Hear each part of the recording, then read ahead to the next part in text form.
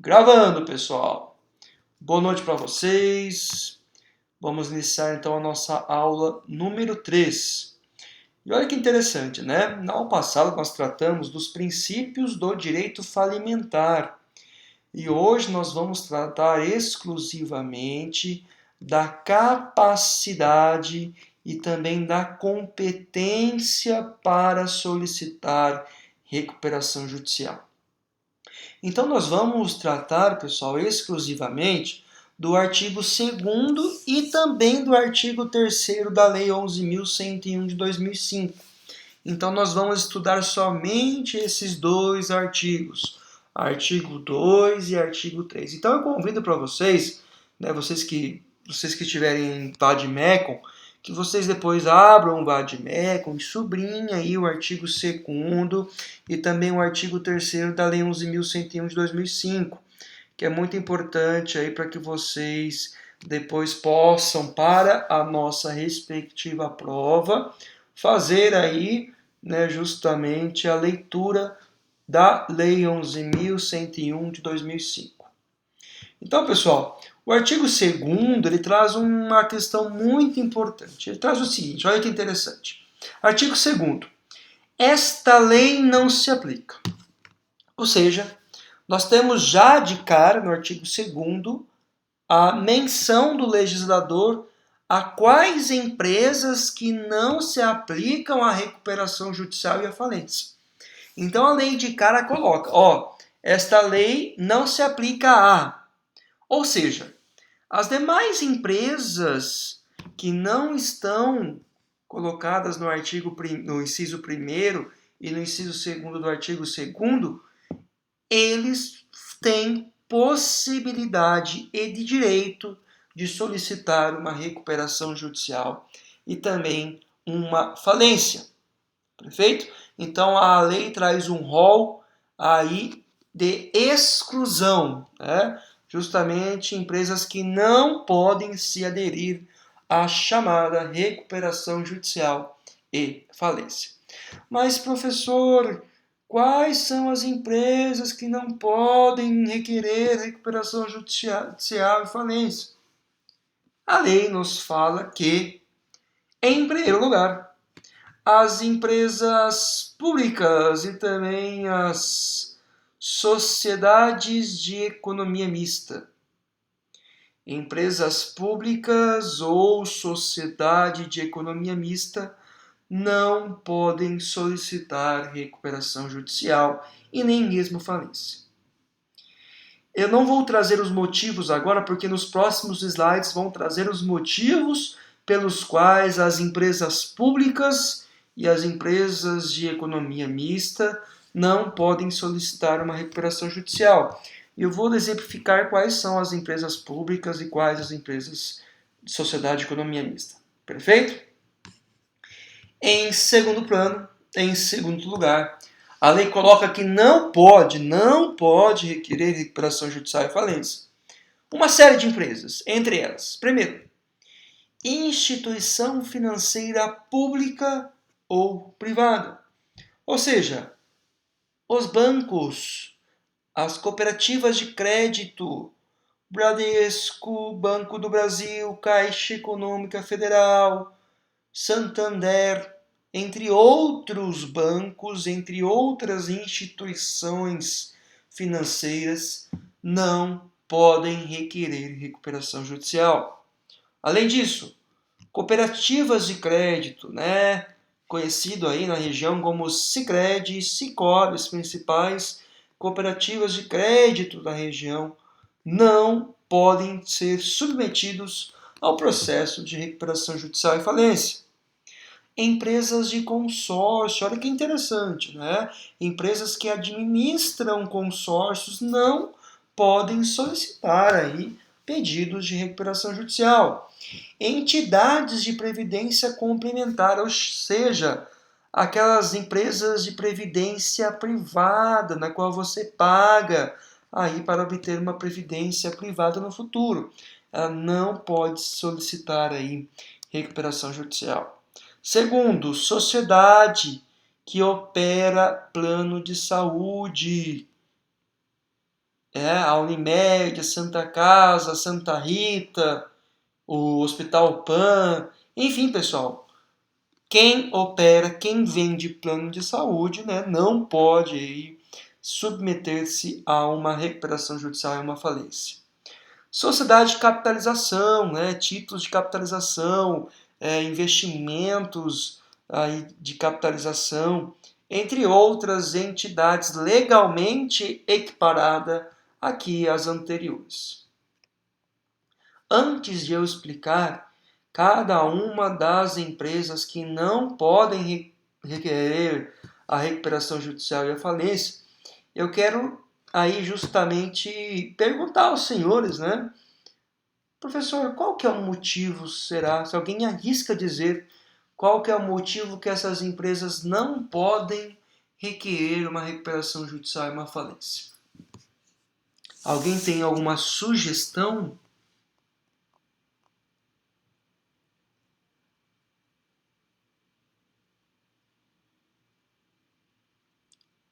Ótima resposta, ótima resposta. Pessoal, olha que interessante. Eu vou trazer agora nos próximos slides, tá? Os motivos pelos quais essas empresas não podem requerer uma recuperação judicial. Perfeito? Então vamos lá. Olha que interessante. Cooperativas. Pessoal, o sistema cooperativo é um sistema que deu muito certo, não só no Brasil, mas no mundo inteiro. Nós temos grandes empresas que funcionam como cooperativas. Nós temos as cooperativas de crédito, nós temos as cooperativas agroindustriais, né? Entre elas podemos citar que a maior cooperativa da América Latina é a Coamo, nós temos a Cocamar, nós temos cooperativas de produtores, de artesãos, de produtores de leite, enfim, nós temos um sistema cooperativista muito forte aqui no Brasil e também em todo o mundo, né? Então aqui eu trouxe alguns dados referentes aí aos cooperados. Então nós temos aqui 6.828 cooperativas registradas no Brasil, que envolvem cerca de 14 milhões de pessoas. E aqui, pessoal, nós temos um julgado que fala justamente da não possibilidade dessas cooperativas em solicitar a recuperação judicial. Olha que interessante, esse processo era um processo de uma cooperativa agroindustrial, né, como se fosse uma Coamo, uma Cocamar, que pediu no Poder Judiciário o direito de entrar com uma recuperação judicial. E esse direito lhes foi negado, porque o artigo 2º, inciso 1º, traz muito claro que as cooperativas não podem solicitar, né, pedido de recuperação judicial. Professor, mas qual que é o problema da cooperativa em solicitar a recuperação judicial e a falência? Pessoal, nós temos a lei número 5.764 de 1971. Essa lei 5.764 é que regulamenta a atividade de cooperativa.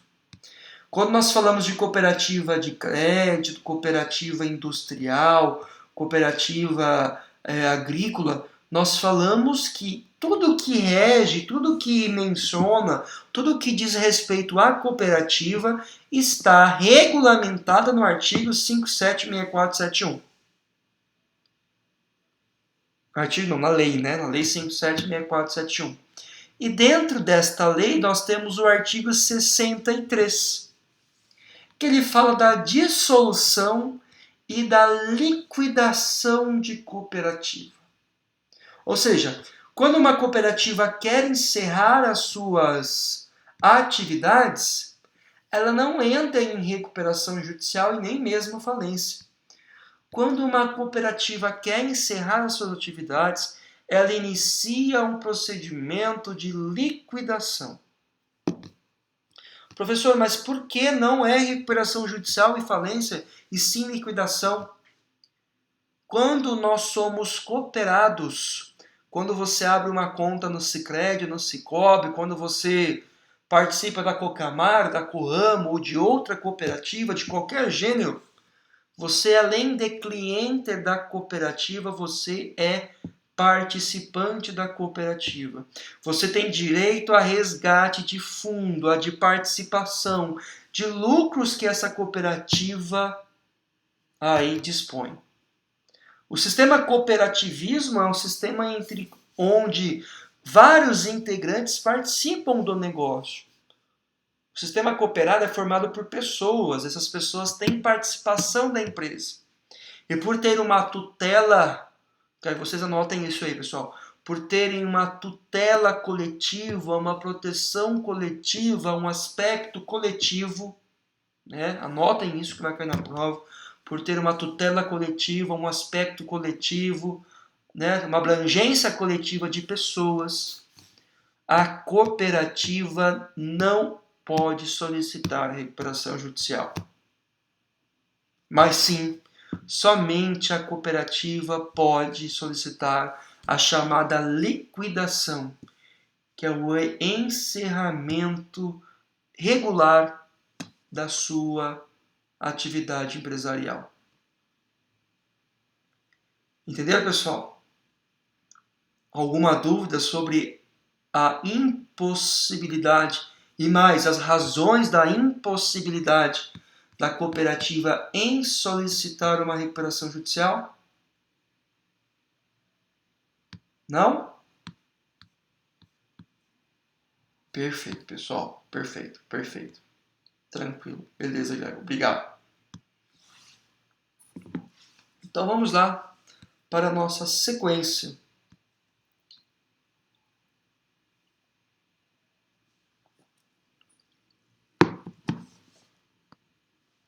Pessoal, água gelada, meu Deus do céu. Planos de saúde. Planos de saúde, tá? Professor, planos de saúde podem requerer recuperação judicial? A resposta é não.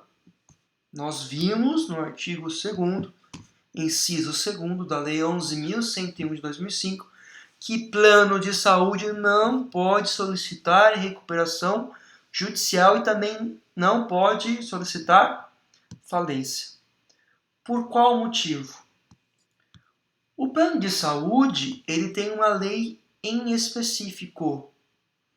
O plano de saúde tem a lei 9656 de 98. Tudo que você quiser saber sobre o plano de saúde está na lei 9656 de 98.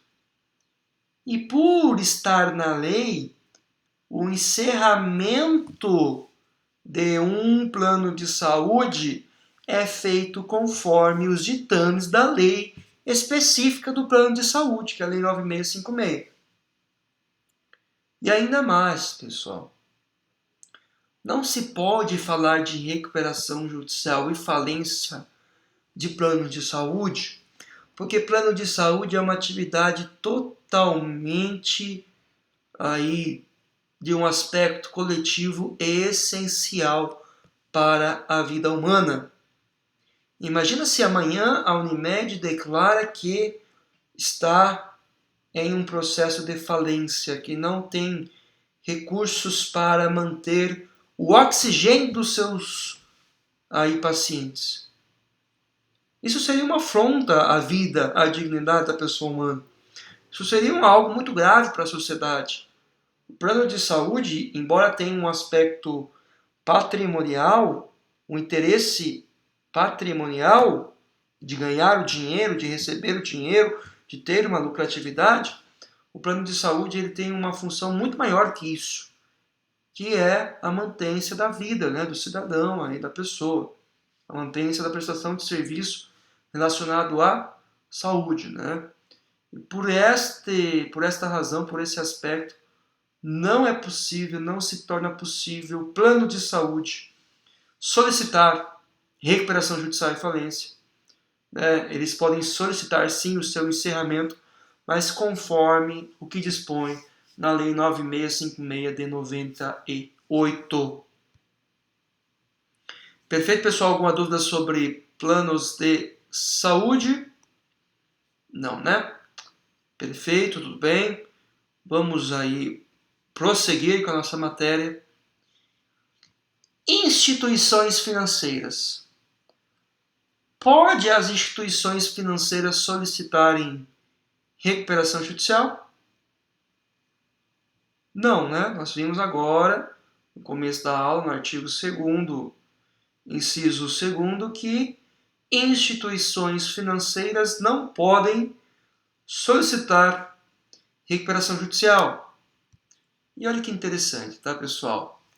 A lei que regulamenta as instituições financeiras, as intervenções do Banco Central nas instituições financeiras é a Lei 6.024 de 74.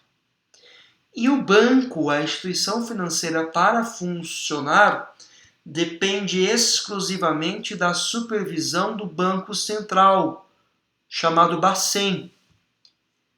Eu posso abrir um banco? Não. Um banco, para ser aberto, para aí possuir, né, possibilidade de atividade no Brasil, deve ter autorização e também a intervenção aí do Banco Central, né? Então, assim, pessoal, não é possível, por conta da intervenção do Banco Central, bancos entrarem com pedido de recuperação judicial e também com pedidos de falência. Tudo bem, pessoal? Olha que interessante, né? Nós temos aqui outra menção que eu tirei da nossa biblioteca virtual, do livro aqui do Fábio Lioa Coelho, que fala o seguinte: as instituições financeiras públicas ou privadas, as cooperativas de crédito, né, a administradora de consórcio, enfim, tem tratamento de lei especial. Aqui fala do Banco Central, que é responsável justamente pelas linhas de crédito. Então é por isso que eles não podem ser submetidos aí ao pedido de recuperação judicial. Professor, as empresas públicas podem requerer recuperação judicial? A resposta é não, né? Artigo 2º, inciso 1º da Lei 11.101 de 2005. Empresas públicas, tanto de capital 100% público e tanto de capital de economia mista, não podem requerer procedimento da recuperação judicial e falência. O que são empresas públicas? São aquelas administradas ou pelo município, ou pelo Estado, ou pela União. Exemplo de empresa pública municipal. Quem mora em Sarandi, existe a Autarquia Águas de Sarandi, que é uma empresa pública, que é uma autarquia pública a nível municipal. A UEM é uma autarquia pública a nível estadual. As universidades estaduais são autarquias públicas. A Sanepar é uma empresa pública estadual. A Petrobras é uma empresa pública federal. Nós temos outras empresas que são aí justamente de capital 100% público.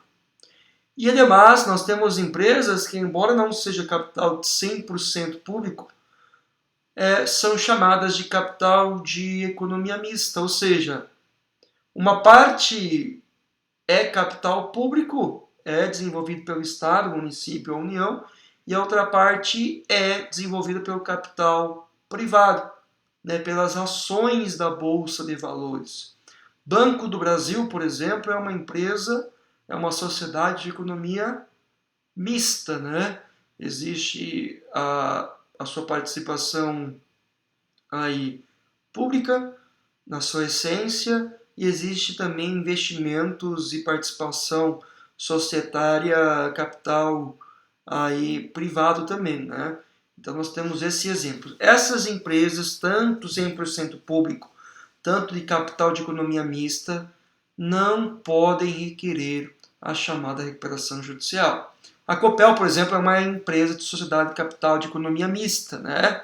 Não pode a Copel, a Sanepar, qualquer outra empresa pública ou privada requerer aí a chamada recuperação judicial e também a falência, tá? Professor, mas qual o motivo que essas empresas públicas ou de capital de economia mista não podem aí solicitar a recuperação judicial?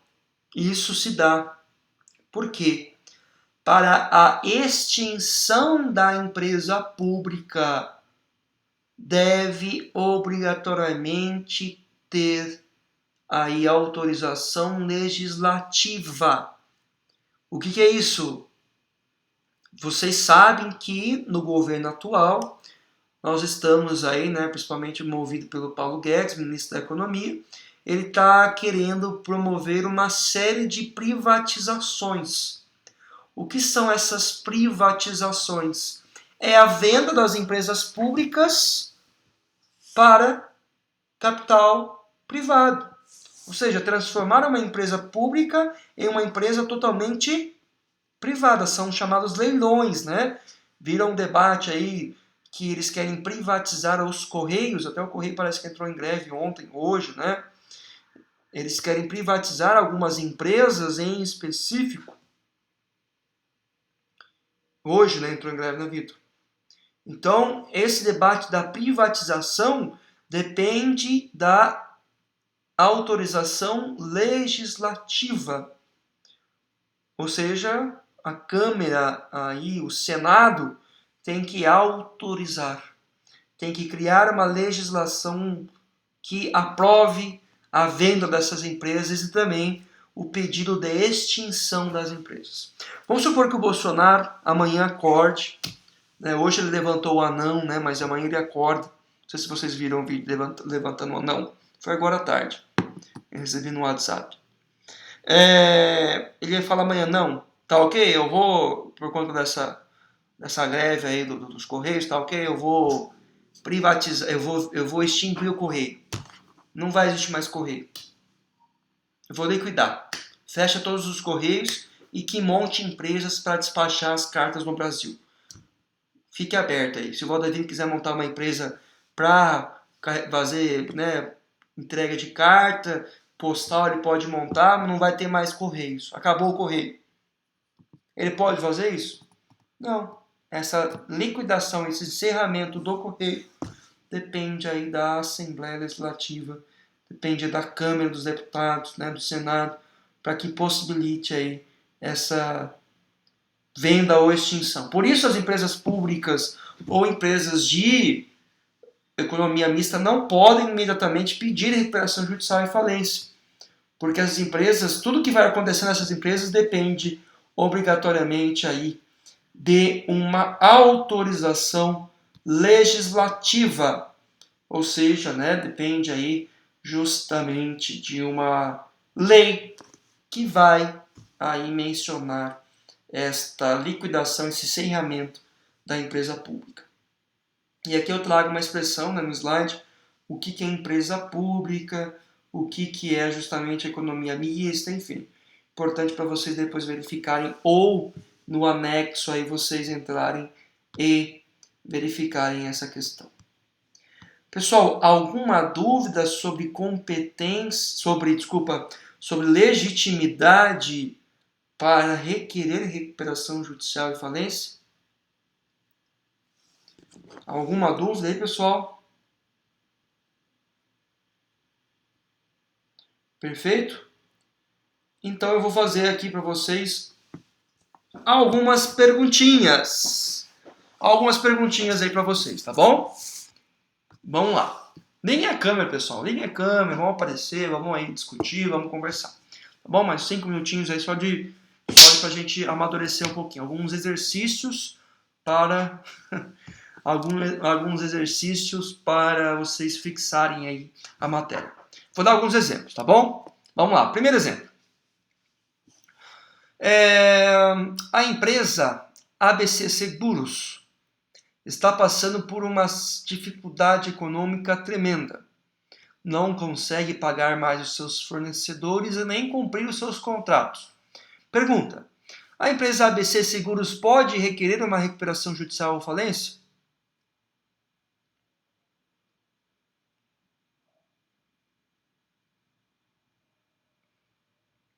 Perfeito, Valdevino. Justifique.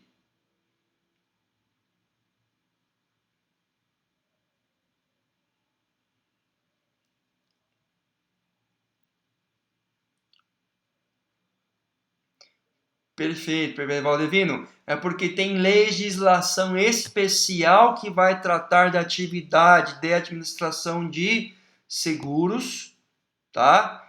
E também porque justamente aí, segundo o artigo 2º, inciso 2º da Lei 11.101 de 2005, eles não podem requerer a chamada aí recuperação judicial e falência. Olha que interessante, pessoal. Artigo 2º. Estão vendo aí no slide? Esta lei não se aplica. Sociedade seguradora, ou seja, a empresa seguradora não se aplica a chamada recuperação judicial e falência. Perfeito? Mais algum exercício, tá bom? A empresa 456 SA, empresa fabricante de colchões, está passando por uma série de dificuldades econômicas, não conseguindo cumprir os seus contratos e também pagar os seus funcionários. A empresa 456 Colchões pode requerer recuperação judicial ou falência? Isso, Vitor. Seguradora entrar em recuperação chega, é verdade. O Gregory, é verdade. Boa. Pode, pessoal, atividade de comércio de colchões. Tem algum impedimento para a sociedade de comércio de colchões entrar com recuperação judicial? Não, né? Não tem impedimento. O artigo 2º não fala que a lei não se aplica a fabricante de colchão. Né? Ele pode, sim, requerer fabricante de colchão, qualquer outra atividade empresarial, menos aquelas mencionadas no artigo 2º. As demais atividades estão liberadas. Ah, a casa de jogos, a sorte é sua, limitada, está passando por uma série de dificuldades econômicas. Não consegue pagar os seus funcionários e não consegue aí cumprir os seus contratos. Essa casa de jogos pode pedir recuperação judicial? Pode, casa de jogos pode. Na verdade, assim, não pode, mas eu fiz uma brincadeira, tá, Valdevino? Atividade de jogos de azar não é permitida no Brasil, né? Casa de pôquer, cassinos, etc e tal, né? Mas eu fiz só isso para vocês. Então, assim, independente da atividade comercial, né? Se for uma atividade que não está colocada no artigo 2º, pode, tá? Eu sei que casos de jogos aí é proibida, né? Mas um exemplo aí de qualquer atividade, comércio de gado, comércio de imóveis, construtor, incorporador, enfim, qualquer outra atividade, escritório de advocacia pode entrar com recuperação judicial, né? Então, enfim, uma série de atividades aí, tá bom, pessoal? O último questionamento, tá bom? João Paulo, pessoa física, está passando por uma série de dificuldades. Não consegue cumprir com os seus contratos e não consegue pagar o aluguel de sua casa. João Paulo pode requerer recuperação judicial? Isso, Vitor. Somente pode requerer recuperação judicial pessoa jurídica, ou seja, aquela que detém o CNPJ, Cadastro Nacional de Pessoa Jurídica, aquela que é constituída como pessoa jurídica, empresa que tenha CNPJ. Ou seja, João Paulo, pessoa física, não pode requerer aí recuperação judicial. Gente, as pessoas físicas, eu, vocês, não podemos ir no processo e requerer recuperação judicial. Só pode requerer pessoa jurídica. E pessoa jurídica que não está no artigo 2º. Se está no artigo 2º, não aplica a lei. Mas nós temos uma exceção que nós vimos ao passada, qual que é? Lembra aquele homem do campo?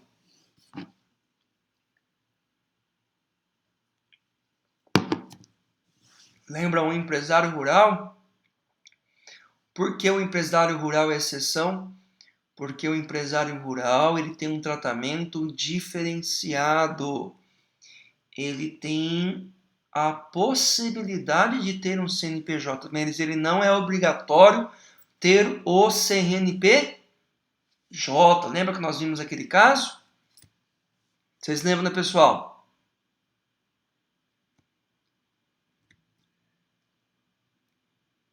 Perfeito, perfeito. Ótimo, gente, ótimo. Que bom, que bom, que bom. Fico feliz. Pessoal, então vamos prosseguir a nossa... Também fica feliz, Vitor. Que bom, Vitor, que você fica feliz também. Olha que interessante. Então nós vimos aqui a legitimidade para requerer a recuperação judicial e a falência. E agora nós vamos ver aqui a competência para ajuizamento da recuperação judicial. Ou seja, aonde que vai ser processado e julgado a recuperação judicial? Se a empresa tem sede em São Paulo e filial em Maringá, que lugar que o advogado vai entrar com a recuperação judicial? Para responder essa pergunta, nós temos o artigo 3º da lei.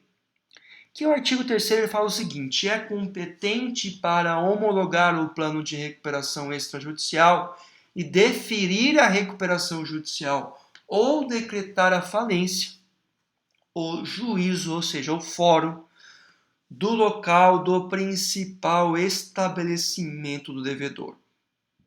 Ou seja, aonde fica a sede da empresa. Tá? A gente vai trazer isso nos próximos slides. Ou a filial da empresa que tenha sede fora do Brasil. Então vamos lá, pessoal. O que é justamente aqui a chamada, o que a lei chama de principal estabelecimento? O local da matriz? Sim. Pessoal, vamos supor uma empresa, né, de grande porte. Uma empresa multinacional aqui no Brasil. Essa empresa multinacional, ela tem, de certo modo, um escritório, um local onde se concentram todas as decisões. Vamos supor aqui uma empresa conhecida que é a Van, né? A Van lá do Luciano Hang, né? Do Hang lá, né? Do carequinha Bolsonaro, né? Do nosso amigo lá. A Van, ela tem lá em Santa Catarina, se eu não me engano, lá em Brusque, a sua sede. Ou seja, aonde é tomada todas as decisões de todas as demais empresas. Onde fica lá todo o setor administrativo, todo o setor jurídico, aonde são assinados os contratos, aonde são tomadas as decisões. Se a Van entra com a recuperação judicial, o pedido de recuperação judicial, o local para processar e julgar essa recuperação judicial é a comarca de Brusque, porque é lá que a Van possui o seu principal estabelecimento, a sua matriz, a sua sede. David, você abriu o microfone? Quer fazer alguma pergunta?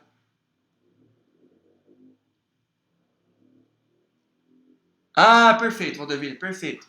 Vocês entenderam? Independente que a Van tenha aqui em Maringá, tem em Curitiba, em Paranavaí, em São Paulo, interior de Minas, independente do local que a filial da Van possui, se a Van verificar que não consegue mais pagar os seus contratos, está em tremenda dificuldade econômica, ela vai entrar com recuperação judicial na comarca de Brusque, Santa Catarina, porque é lá o seu principal estabelecimento comercial, é lá onde tem as suas principais, né, medidas, onde são aí decididas as questões, onde tem o administrativo, onde está o contador, onde estão as obrigações de pagamento. Perfeito, pessoal? E aqui eu trouxe então para vocês, né, algumas explicações do que são aí justamente o principal estabelecimento, tá? Mas nós vamos aí prosseguir para que a gente possa aí dar sequência. Mas olha que interessante. Oi, pode perguntar. Opa! Oh, claro, pode perguntar, Marcos.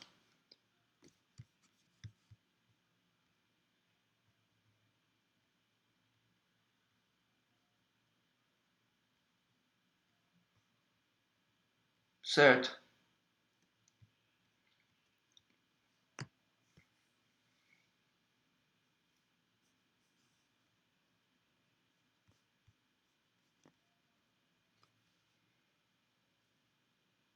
sim,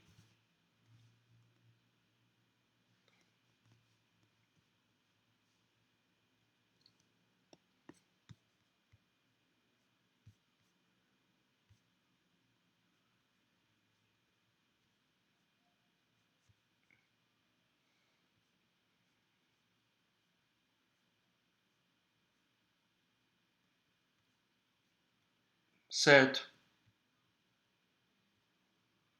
perfeito.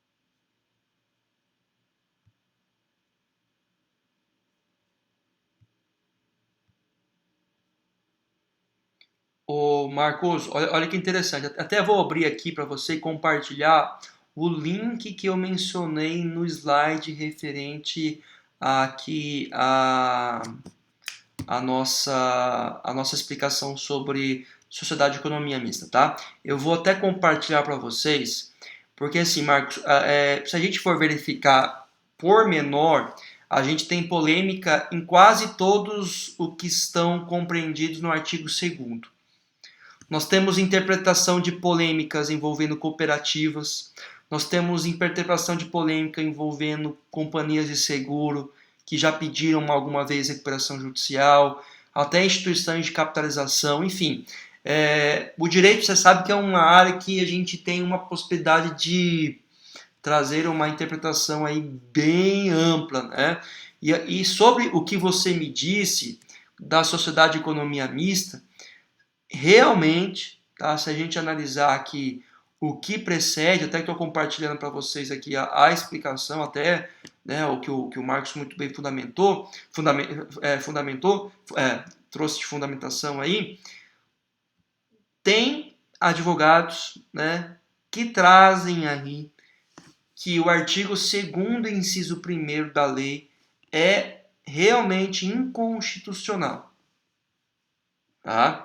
Porque a Lei 11.101 de 2005, ela é uma lei infraconstitucional, uma lei federal que está abaixo da Constituição.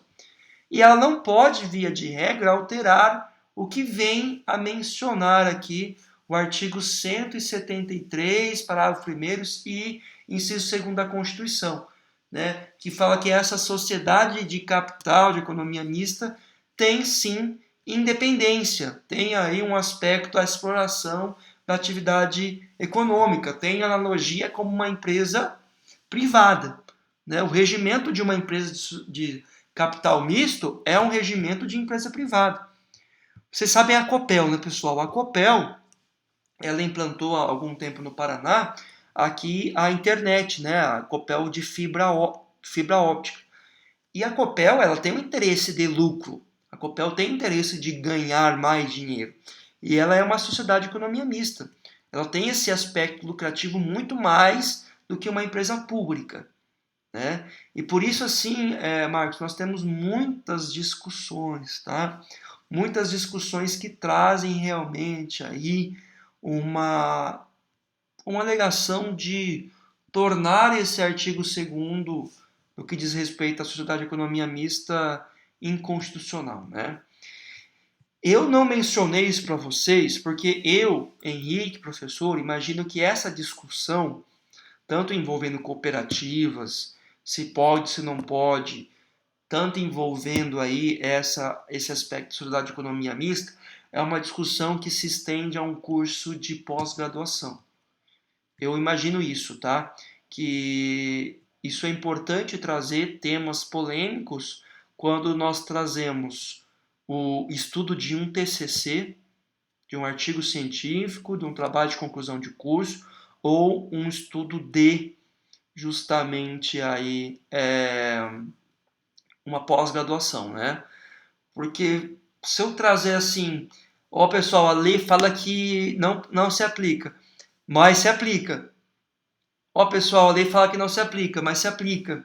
Então eu vou trazendo assim uma dúvida, professor, mas se aplica ou não se aplica, né? Então eu trago essa dúvida para o aluno. Então, para fins didáticos aí, é o que consta nos manuais jurídicos, a gente, né, ensina aí e transparece que não se aplica, né? Mas realmente tem essa possibilidade de aplicação. Quem advoga aí na tese de tornar-se inconstitucional esse artigo 2º, inciso 2º aí da lei.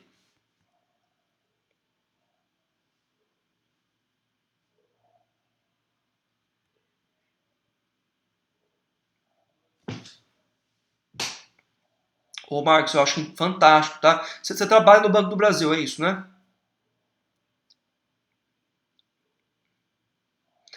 Isso é muito importante, tá? Isso é muito importante porque se você quiser escrever sobre esse tema, eu apoio também, com certeza vai ser um trabalho aí muito inovador e muito interessante, né? Da gente tentar se assemelhar, né? Como a gestão da sua empresa que você trabalha é uma gestão totalmente privatista, é um banco e mais do que um banco, ele tem que estar, né, concorrendo com as demais instituições, então ele tem um mecanismo totalmente privativo, né? Porque ele não se faz jus aí a um pedido. Não, mas não trazer essa discussão para o banco, mas trazer isso para outra empresa de sociedade de capital mista que seja aí aplicado também, né? A gente pode trazer esse fator. Mas legal, obrigado pela participação aí.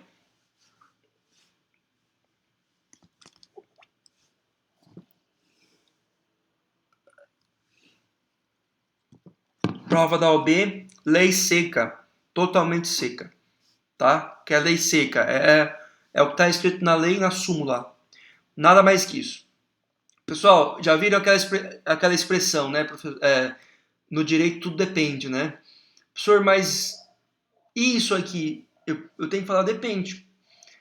A gente tem o direito ele muda todo dia, então a gente tem interpretações judiciais que vão mudando, ensinamentos que vão mudando aí. Então eu tento trazer aqui eu sei que algumas coisas inovadoras, né, mas é alguma coisa mais voltada realmente à letra da lei mesmo, para a gente não, aí, né, a gente prosseguir sempre, tá bom? Ok, isso, obrigado. Pessoal, retornando então aqui, deixa eu só voltar ao slide aqui que eu acabei fechando a tela. Deixa eu compartilhar novamente o slide. Cadê? Apresentar agora. Pessoal, vamos ligar a câmera aí, pessoal, pra gente ver vocês aí. Só o Valdevino, eu fico fazendo a aula vendo o Valdevino, porque eu gosto de olhar para alguém. Então, só vejo carinha, preciso ver, porque se o Valdevino tá atento, se ele tá assim, né, com um olhar atento, eu vejo, os caras, pessoal, estão prestando atenção. Se o Valdevino tá meio assim, dispersado, eu falo, puta, o Valdevino não tá prestando atenção, porque ninguém tá prestando atenção. Ah, beleza, agora vai, hein? Fechado, pessoal. Então vamos lá. Tem até um quadrinho direito aí, uma arte bacana. Vamos voltar aqui.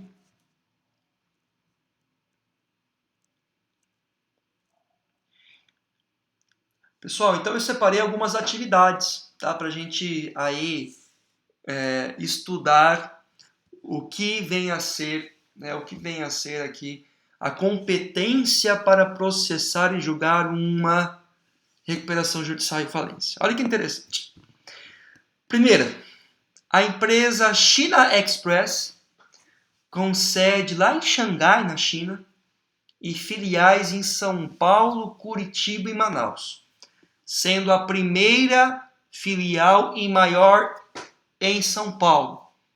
Aonde vai ser processada e julgada a recuperação judicial da China Express?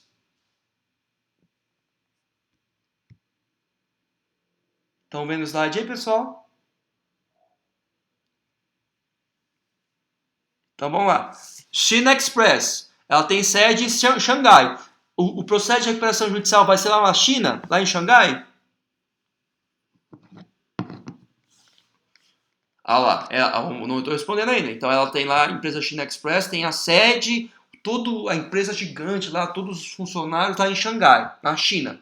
Tá? É uma empresa chinesa. Só que ela abriu no Brasil. Ela abriu em São Paulo, abriu em Curitiba e Manaus. E lá em São Paulo é a primeira filial e também a maior do Brasil. Onde vai ser processado e julgado a recuperação judicial?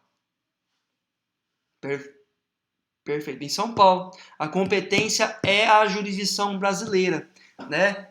Então, se a gente pegar aqui o artigo 3º, né, novamente, se a gente fizer a leitura dele, então ele vai fazer o seguinte, ó, é competente para homologar o plano de recuperação judicial, deferir recuperação judicial ou decretar a falência, o juiz do local do principal estabelecimento do devedor, ou a filial de empresa que tenha sede fora do Brasil. Essa empresa China tem sede fora do Brasil, só que ela tem filial aqui no Brasil. Só que a sua principal filial é onde? É lá em São Paulo. Tá? Então, o lugar para processar e julgar a recuperação judicial vai ser em São Paulo. Perfeito? Segundo, empresa com sede em Sarandi. Olha que orgulho. Empresa com sede em Sarandi.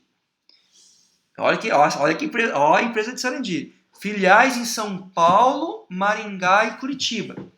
Qual que é o lugar para processar e julgar a recuperação judicial? Sarandi. Perfeito, perfeito. Mas São Paulo é maior a cidade. Não, sede em Sarandi, gente. Ele escolheu a sede em Sarandi. Perfeito? Vamos lá. Pegadinha, hein? Empresa com maior estrutura física em Paysandu. Estrutura física, tá? Mas com escritório administrativo e central de negociações em Cianorte. Qual será o local para processar e julgar? Pessoal, eu citei esse exemplo por conta aqui de um caso que aconteceu, tá? Deixa eu pegar o caso que aconteceu aqui, que é Cianorte, tá? É um caso que aconteceu, deixa eu ver se eu trouxe aqui para vocês, eu acho que eu não trouxe não. É um caso de São Paulo que aconteceu, uma jurisprudência, que foi o seguinte, é uma empresa acho que de aves, acho que é uma batedora de aves, tá? Essa empresa tinha lá no interior de São Paulo uma grande estrutura física, porque é onde fazia aí a matança aí das aves, né? Só que seu escritório administrativo e sua sede nos livros da contabilidade eram em São Paulo. Ou seja, o que vale aqui, pessoal, não é a estrutura física. Eu não estou falando que a empresa onde tem a maior operação financeira é onde tem a maior estrutura física. Se tiver na contabilidade, lá no contrato social ou no estatuto social, se for uma SA, que eles fixaram a sede da empresa como a cidade de São Paulo, é na cidade de São Paulo que vai ser a sede. Mesmo aí justamente tendo uma portinha em São Paulo e um mega depósito lá no interior de São Paulo. É onde está contabilmente registrado, onde está contabilmente aí especificado, né, o local da sede. Então, no contrato social, no estatuto social, vai estar lá. Designa-se, né, estabelece a sede, a cidade, no endereço de... É lá que se vale para fins aí jurídicos a existência de sede, independentemente da estrutura física. Outra questão, por último, empresa com sede na Itália e filial em Astorga, Paraná. Onde vai processar e julgar a recuperação judicial? Em Astorga. Perfeito, pessoal? Outra pergunta. Tudo bem, professor. Você falou que a empresa é da Itália e a filial única no Brasil é a Astorga. Então é a Astorga que vai processar e julgar. Mas qual vara que vai tramitar esse processo? Esse processo de recuperação judicial e falência vai ser feito na Justiça Estadual ou na Justiça Federal? Federal, será? Da Itália. Mas a recuperação judicial vai ser em Astorga.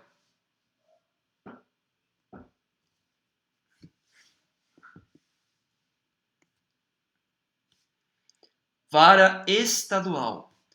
Todo o pedido de recuperação judicial e falência são processados em jurisdição estadual, independentemente. Somente, pessoal, é tramitado vara federal aonde a União for parte e não se aplica aqui na recuperação judicial.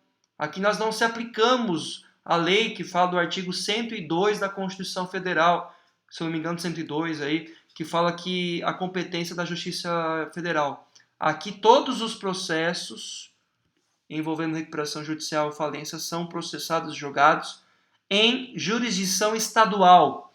E dentro da jurisdição estadual nós temos vara civil, vara da fazenda pública, vara criminal, vara de família e vara de recuperação judicial.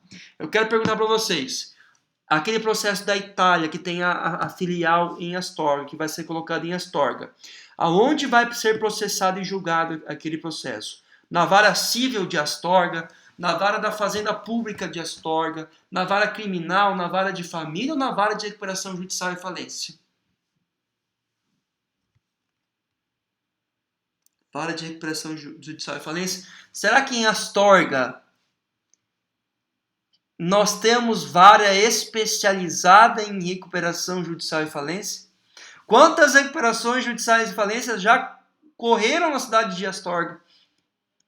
Será que é necessário um juiz lá somente para julgar causas de recuperação judicial e falência? Pessoal, as varas de recuperação judicial e falência só existem em grandes centros. Mas aonde existem essas varas, pessoal? Eu trago para vocês aqui. Nós temos 16 comarcas no Brasil, ou seja, 16 cidades no Brasil que têm vara especializada em recuperação judicial e falência. São Paulo, Rio de Janeiro, Brasília, Belo Horizonte, Curitiba, Porto Alegre, Fortaleza, Campo Grande, Florianópolis, Cuiabá, Vitória. Aí nós temos aqui algumas comarcas pequenas que têm vara de recuperação judicial. A pergunta que vocês estão fazendo é a mesma que a minha. Mas por que, professor? Algum joguinho político, tá? Porque se a comarca abre uma vara especializada de recuperação judicial, vai abrir concurso para mais um juiz, vai abrir concurso para mais servidor, vai abrir concurso para mais gente trabalhar. Então isso é esquema político, tá? Que não tem necessidade. Não tem necessidade de ter vara especializada aqui em Contagem, Uberaba, Montes Claros, Macapá e Novo Hamburgo. Não tem necessidade. Isso não tem nenhuma necessidade. Em Maringá talvez não tenha necessidade. Nós temos aí no total de mais ou menos 50 processos de recuperação judicial e falência na história de Maringá. Não tem necessidade de ter um juiz só concursado, um assessor, uma secretaria só para julgar a recuperação judicial. Não temos necessidade disso. Então, pessoal, os grandes centros, né, que eu citei para vocês são aí onde possuem vara especializada de recuperação judicial e falência. Em não havendo vara especializada, presta atenção, pessoal, em não havendo vara especializada, o local para processar e julgar uma recuperação judicial é a vara civil. Presta atenção, de novo. Em não havendo vara especializada de recuperação judicial e falência, o local para ajuizar e processar uma recuperação judicial são as varas cíveis da comarca. Aquele exemplo, aquela empresa com sede na Itália e filial lá em Astorga. A competência será vara civil de Astorga. Não se aplica a regra da vara especializada mais próxima. Não se aplica. É a vara civil da cidade onde ela está. Se ela estiver lá em Aracaju, se ela estiver lá em Ribeirão Preto, se estiver em São José dos Campos, e lá não tiver vara de recuperação judicial e falência, vai ser processada nas varas cíveis. É um juiz civil. É o mesmo juiz que vai julgar questões de contrato, questões de locação, questões aí envolvendo consumidor, todas as demais temáticas dentro de um fórum, é o mesmo juiz que vai julgar a recuperação judicial e falência. É o juiz da vara civil. Esta é a regra que se opera. Perfeito, pessoal? E aqui tem uma crítica nisso aí, né? Eu trago aqui uma crítica do CNJ em relação aí justamente esta questão envolvendo a falta, né? A falta de, muitas vezes, conhecimento do juiz em julgar uma recuperação judicial. E eu vou dar um exemplo para vocês. Eu fiz uma vez um processo numa cidade chamada Alto Piquiri. Alguém já ouviu falar de Alto Piquiri?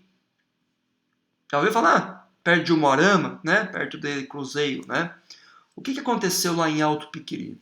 Ah, conhece, Gabriela? Que legal. É um processo lá bem interessante. E Alto Piquiri, ele tinha a usina de cana-de-açúcar, né? Sabaralco, se não me engano, na época. E lá uma usina muito grande que empregava lá muitas pessoas. Então, na década de 80, 90, é uma cidade muito grande, com possibilidade de, grande assim, né? Uma cidade com um comércio interessante, com possibilidade de crescimento. Só que essa usina fechou, então a cidade foi perdendo muito aí, moradores, né? A população jovem não quer ficar na cidade, quer ir, né, em outra cidade, Umuarama, Maringá, enfim. Mas lá tem vara civil, lá tem comarca, lá é comarca própria, lá é comarca de Alto Piquiri. E lá é uma comarca de entrância inicial. O que é uma comarca de entrância inicial? Quando o juiz passa no concurso, ele não vai assumir uma comarca grande, Maringá, Londrina, Curitiba. Ele vai assumir cidades pequenas, né? Ele vai começar a aprender a sua atividade de juiz em cidades menores. E lá tinha um juiz, Dr. Bruno, se eu não me engano, lá. Um juiz bem novo, assim, acho que era da minha idade, mais ou menos. E eu fui fazer uma audiência com esse juiz, super gente boa. Até uma historinha, cheguei na hora do almoço lá na cidade e só tinha um restaurante, né, que ficava no hotel. Era um restaurante da cidade, ficava no hotel. Aí eu tava lá de terno e fui almoçar, né? Aí eu almocei, tava com o meu cliente conversando e chegou um cara de shorts e tênis de correr. Aí eu tava conversando sobre o processo. Aí a garçonete chegou pro lado e falou assim, ó, fala meio baixo que isso aqui é o juiz. Esse é o doutor Bruno, juiz. Está falando do processo, mas esse juiz. O juiz estava almoçando, meio-dia, depois ele foi na casa dele, trocou de roupa, colocou o terno para a audiência das 2 horas. Então, assim, a cidade bem pequenininha, né? Nesse contexto que eu quero explicar para vocês. Nós temos muitas recuperações judiciais que caem em comarcas pequenas, na qual o juiz ele não sabe muito bem desenvolver um processo de recuperação judicial. É muito difícil você, tem que ser muito especialista ao aí ter a responsabilidade de julgar e processar o processo de recuperação judicial. Então, assim, por isso há necessidade de grandes centros terem juízes especializados para processar e julgar aí a recuperação judicial. Perfeito, pessoal? Por fim, o último tópico da nossa aula é sobre a participação do Ministério Público. E a pergunta que eu faço: é obrigatório o Ministério Público participar de um processo de recuperação judicial? Será que é obrigatório o Ministério Público? Vamos retornar um pouquinho. Por que existe o Ministério Público? Por que o Ministério Público intervém em processos? Vamos lá. O Ministério Público é um órgão, criado após a Constituição Federal de 88, na qual o pessoal fala muitas vezes que é o quarto poder, que ele tem o intuito justamente de trazer uma proteção ao direito difuso e coletivo. Então, nas causas envolvendo direito de família, envolvendo crianças, envolvendo crimes tipificados aí no Código Penal, que tem um maior, como eu posso falar, crimes públicos, como que é isso aí, de notícia, crimes públicas, crimes que tem a obrigatoriedade da representação do Ministério Público, por ser crimes mais graves. O Ministério Público é chamado para intervir e acompanhar os processos. Será que no processo de recuperação judicial o Ministério Público tem que intervir no processo? A resposta é não. Na recuperação judicial não há intervenção, via de regra, do Ministério Público. Somente haverá intervenção do Ministério Público em havendo falência. Na falência, obrigatoriamente, o Ministério Público é chamado para intervir no processo. Perfeito, pessoal? Então, a participação do Ministério Público é somente no procedimento falimentar, ou seja, quando há o pedido de falência e não no processamento da recuperação judicial. Pessoal, alguma dúvida?